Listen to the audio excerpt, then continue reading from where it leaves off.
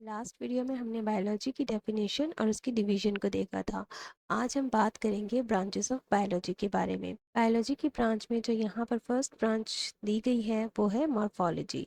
Morphology क्या है? ये कहते हैं कि the study of the form and external structure of the organism is called morphology. तो इसका मतलब है कि किसी भी ऑर्गेनिज्म का एक्सटर्नल स्ट्रक्चर के बारे में पढ़ना कि एक्सटर्नल स्ट्रक्चर उसका कैसा नज़र आता है।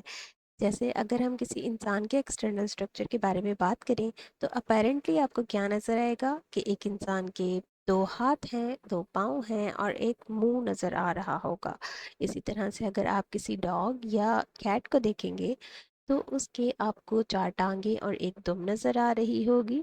और अगर आप किसी तितली या मछली को देखेंगे तो उनके भी एक्सटर्नल स्ट्रक्चर डिफरेंट होंगे as compare to human being. तो एक्सटर्नल स्ट्रक्चर के बारे में पढ़ना, एक्सटर्नल स्ट्रक्चर किस तरह से डिफरेंट है, उनकी शेप क्या है या उनकी फॉर्म क्या है, शक्ल कैसी है, वो कैसे दिखते हैं, ये हम बायोलॉजी की ब्रांच मॉर्फोलॉजी के अंदर पढ़ते हैं। सेकंड ब्रांच है, उसका नाम है एनाटॉमी। एनाटॉमी में वो कहते हैं the study of the internal structure of the organism. Morphology में आपने ऑर्गेनिज्म के एक्सटर्नल स्ट्रक्चर के बारे में पढ़ा था। एनाटॉमी में हम डील करते हैं इंटरनल स्ट्रक्चर के साथ। मतलब कि अगर एक ह्यूमन बीइंग है तो उसकी बॉडी में क्या क्या चीज़ें पाई जाती हैं। जैसे हमारी बॉडी में दिल होता है, जिगर होता है, फेफड़े होते हैं। तो इसी तरह से जो दूसरे ऑर्गेनिज्म हैं उनकी बॉडी के अंदर कौन कौन से स्ट्रक्चर पाए जाते हैं उनको हम स्टडी करते हैं एनाटॉमी के अंदर।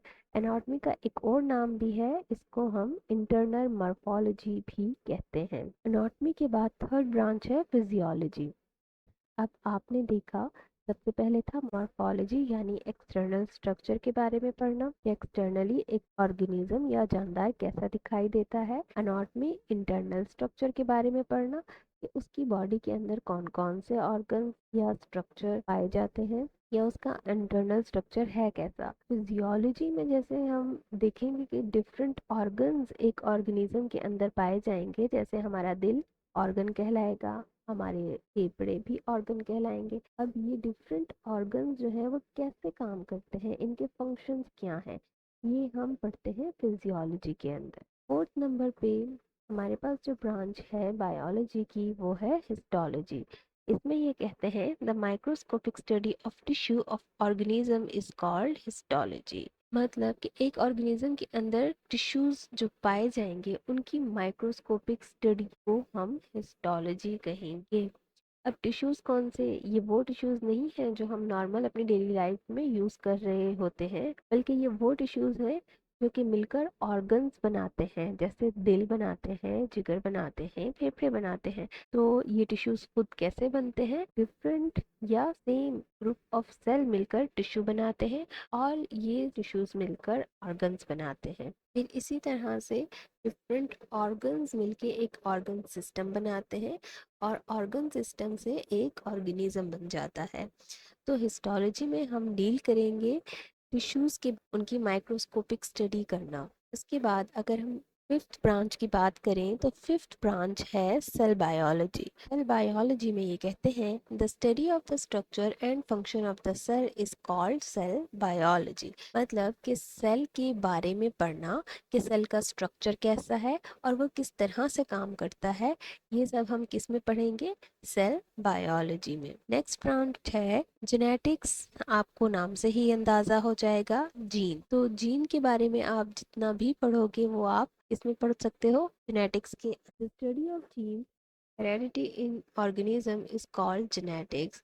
मतलब कि एक ऑर्गेनिज्म की विरासत में उसको क्या मिला है, जैसे आपके जीन्स आपके फादर की तरफ से आए हैं या मदर की तरफ से आए हैं। जैसे आपके हेयर कलर आपके फादर से मिलता है या आई कलर आपके फादर या मदर किससे मिलता है, या हो सकता है जीन्स में बहुत सी बीमारियां भी आने वाली जनरेशन्स में ट्रांसफर हो जाती हैं। तो उनसे हम कैसे बच सकते हैं या हम कौन सी प्रिकॉशनरी मेजर्स ले सकते हैं, तो इस सब को जानने के लिए हमें जेनेटिक्स का सहारा लेना पड़ता है। तो जेनेटिक्स में क्या होगा, जीन्स के बारे में बाकायदा पढ़ाया जाएगा। सेवन्थ ब्रांच है हमारी एम्ब्रियोलॉजी।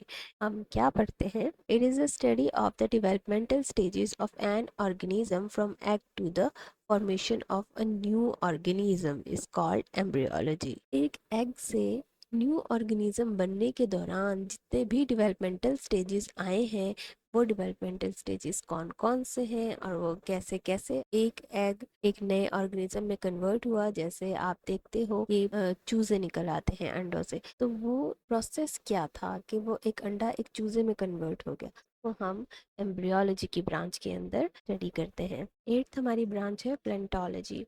प्लेंटोलॉजी में हम फॉसिल्स के बारे में पढ़ते हैं। It is a study of fossils. Fossils क्या होते हैं? Fossils are remains of the living things preserved by natural processes. जैसे कोई जानदार मर जाता है तो नेचर उस जानदार की बाकियात को प्रिजर्व कर लेती है और वो बाकियात जो होती हैं वो फॉसिल्स कहलाती हैं। Fossils helps study of life in the past and process of evolution. Fossils किस काम आते हैं?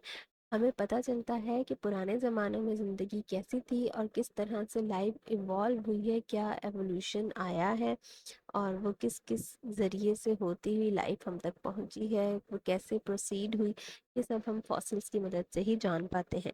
तो फॉसिल्स के बारे में पढ़ने के लिए हमें प्लेंटोलॉजी से डील करना पड़ता है। Next branch is taxonomy. Taxonomy is the classification and naming of organism. किसी भी ऑर्गेनिज्म का आप नाम रखते हो या डिफरेंट ग्रुप्स में क्लासिफाई करते हो, तो ये काम हम कर सकते हैं टेक्सोनॉमी की ब्रांच के अंदर। मतलब कि एक ऑर्गेनिज्म कहाँ से ओरिजिनेट हुआ, उसके आबाओ अजदाद क्या थे और फिर कैसे कैसे वो इवॉल्व हुआ और अब उसके कौन से स्पीशी या ग्रुप के अंदर कैटेगराइज किया जा सकता है, वो सारा हम टेक्सोनॉमी में डील करते हैं। Tenth branch is environmental biology. The study of interrelationship of organism and their environment is called environmental biology.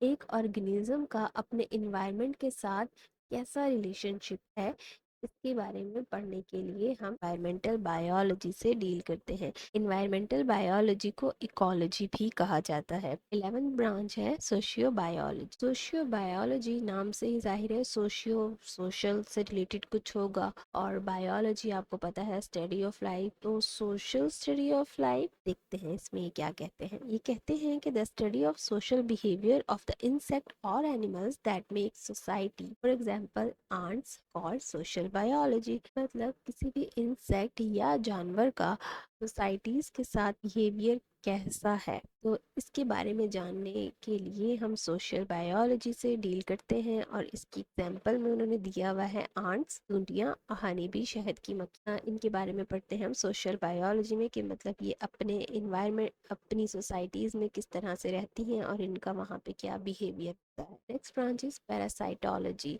नाम से ही जाहिर है कि हम इसमें किसके बारे में पढ़ेंगे? पैरासाइट्स के बारे में। The study of parasite is known as parasitology. Parasites के बारे में पढ़ने को पैरासाइटोलॉजी कहा जाता है। 13 branch is immunology, the ability of the body to protect itself from foreign substances and cells including infectious microbes is called immunity, and the study of immunity is called immunology. Body अपने आप को foreign substances जो हमारे जिस्म पर हमला करते हैं या हमारे जिस्म में दाखिल होने की कोशिश करते हैं, तो उसके नतीजे में हमारी बॉडी अपने आप को इन जरासीमों से या फॉरेन सब्सटेंसेस से कैसे प्रोटेक्ट करती है, उसके बारे में हम पढ़ते हैं इम्यूनोलॉजी के अंदर। अब ये फॉरेन सब्सटेंसेस क्या हो सकते हैं? कोई भी इन्फेक्शियस माइक्रोब्स, जैसे कि कोरोना वायरस का हम सबको ही पता है कि कोविड किस तरह से हमारी बॉडी में दाखिल होकर हमें बीमार कर रहा था, तो उसके खिलाफ हमारी बॉडी जो अपना एक रिएक्शन देगी या अपने आप को इम्यून करेगी, अपने आप को बचाएगी, जो हिफाजती तदाबीर वो लेगी, अपनी कुव्वत मुदाफ़ियत को बढ़ाएगी। अब वो प्रोसेसेस कैसे होंगे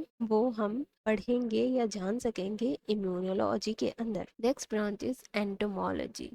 एंटोमोलॉजी क्या है? इंसेक्ट्स के बारे में हम पढ़ते हैं एंटोमोलॉजी। अब यहाँ पे आप कंफ्यूज मत हो जाइएगा पैरासाइटोलॉजी और एंटोमोलॉजी। पैरासाइटोलॉजी का नाम आप पैरासाइट से याद रखें कि पैरासाइट्स के बारे में पढ़ते हैं पैरासाइटोलॉजी के अंदर, और इंसेक्ट के बारे में हम पढ़ेंगे एंटोमोलॉजी के अंदर। तो नेक्स्ट ब्रांच है pharmacology. Pharmacology, the science that deals with the study of drugs is called pharmacology. अब ये वो ड्रग्स नहीं है जिसको हम नशा कह रहे होते हैं। अमूमन दवाइयों को भी ड्रग्स कहा जाता है। तो दवाइयाँ किस तरह से बनती हैं उसके बारे में हम स्टडी करते हैं फार्माकोलॉजी के अंदर। लास्ट ब्रांच है biotechnology, the study of the use of different techniques to manipulate the living organism for the benefit of mankind is called biotechnology. Different techniques को यूज करके आप किसी भी जानदार को चेंज कर सकते हो ताकि आप इंसानियत की भलाई के लिए कुछ काम कर सको। तो उसको हम बायोटेक्नोलॉजी में पढ़ते हैं।